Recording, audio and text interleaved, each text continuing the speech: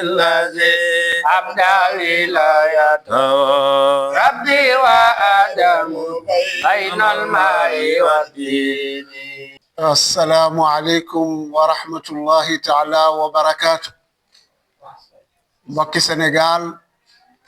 mbokki Thiès mbokki région de Thiès Fouta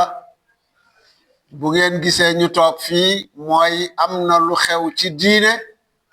loo xam ne mu ngi amee fii ci Mbambara di quartier ci Thiès benn lamp bu rëy ci sharia ak ci xaqiqa bu fi nekkoon di taal di niitalal nit ñi ci sharia ak xaqiqa ñu naan ko Cerno Abdourahman Ly di borom xam-xam boo xam ni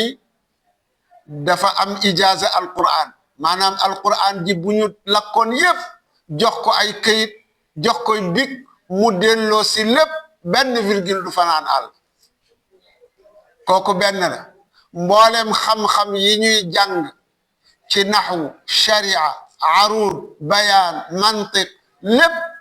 da ko peeg mokkal ko naan ko comme ndox jàngale ko nag yàlla may ko ci may goo xam ne bari na ay kilifa diine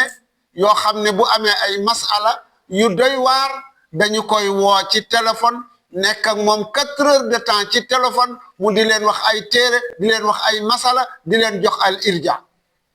kooka moom la ñu wooteel waaye mu nekkoon waliyub yàlla ndax dafa naan ci géeju Cheikh na Tijaani ba mandi feey ca ba doyal feey ci géeju Cheikh Alhaji Omarul Fuuti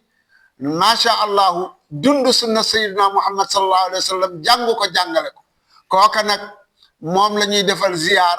bu ñu tam xaritee ba ca ëllëg sa incha allahu ñu ngi ci woo jullit yépp waaye fii ku fi teg sa tànk incha allahu ci barke Serigne boobu ci leeram ci barkeem lépp loo bëggoon yàlla dina ko defal incha allah kon tam xarit ci ëllëg sa ñu ngi woo ñëpp bàyyiwuñu kenn